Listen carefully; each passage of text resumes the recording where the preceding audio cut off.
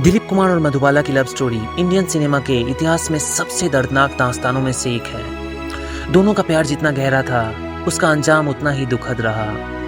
इस कहानी की शुरुआत 1951 की फिल्म तराना के सेट पर हुई। मधुबाला ने पहला स्टेप लिया। उन्होंने दिलीप कुमार को एक रेड रोज, उसके साथ एक लेटर भी भेजा।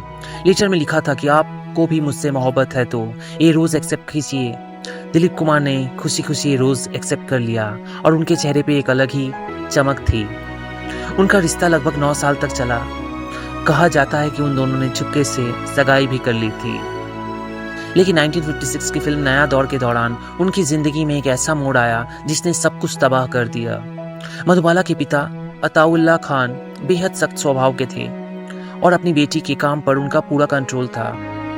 फिल्म के डायरेक्टर B.R. चोपड़ा फिल्म की शूटिंग आउटडोर रखना चाहते थे भोपाल में, लेकिन मधुबाला के पिता ने साफ मना कर दिया। इस पे B.R. चोपड़ा ने मधुबाला पे केस कर दिया और उनकी जगह वैजयंती माला को फिल्म में साइन कर लिया। कोर्ट में जब दिलीप कुमार को गवाही के लिए बुलाया गया तो उन्होंने B.R. चोपड़ा का सपोर्ट किया। मधुबाला इससे बहुत दुखी हुई। हालांकि कोर्ट में दिलीप कुमार ने सबके सामने ये भी बोला कि मैं इस औरत से प्यार करता हूं और अपनी आखिरी सांस तक करता रहूंगा। इस केस के कारण मधुबाला और दिलीप कुमार की दूरियां बढ़ती ही चली गईं। कोर्ट केस खत्म होने के बाद उनका रिश्ता आखिरी पायदान पे था। मधुबाला को किसी एक को चुनना था, अपने पिता या फिर अपनी मोहब्बत को। दिलीप कुमार ने मधुबाला को साफ साफ बोला था कि मैं एक ही शर्त पे तुमसे शादी करूंगा, शादी के बाद तुम अपने पिता से सारे रिश्ते तोड़ दोगी।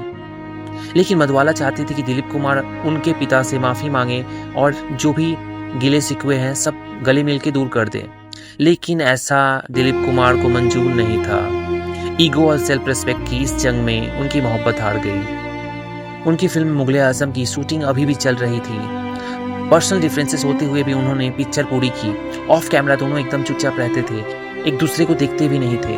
उनका पर्सनल डिफरेंसेस कभी कभी सेट पे भी दिख जाता था।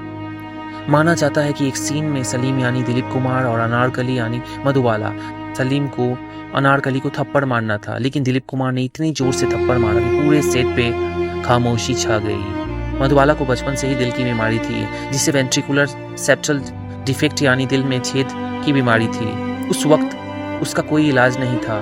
मुगले आजम फिल्म के दौरान मधुबाला के गले और हाथ में भारी लोहे की चेन पहनाई गई थी। पानी में शूटिंग, इतने तेज लाइट्स, लगातार कितने घंटों तक शूटिंग करना पड़ता था। इससे उनकी हालत और बिगड़ती चली गई। पिक्चर 1960 में कंप्लीट हुई। मधुबाला की हालत इतनी खराब हो गई कि उन्होंने फिल्मों से संन्यास ले लिया। उसी साल मधुबाला ने किशोर कुमार से शादी कर ली, लेकिन वो दिलीप कुमार को कभी भूल नहीं पाई। बीमारी और अकेलेपन से लड़ते हुए केवल 36 साल की उम्र में 1969 में उनका निधन हो गया। जिस दिन उनका निधन हुआ उस दिन दिलीप कुमार मद्रास यानी चेन्नई में अपनी फिल्म गोपी की शूटिंग कर रहे थे। मधुबाला के निधन की खबर सुनते ही वो मुंबई आ गए, लेकिन उनके पहुंचने से पहले ही मधुबाला को दफना दिया गया था।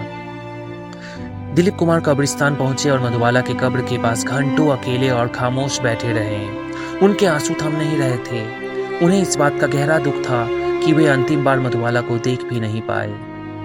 इनकी कहानी अधूरी ही रह गई। किसी ने खूब कहा है, इश्क मुकम्मल ना सही पर नाम आज भी साथ लिया जाता है। सलीम और अनारकली की इस अधूरी दास्तां को आज भी याद किया जाता है। Thank you.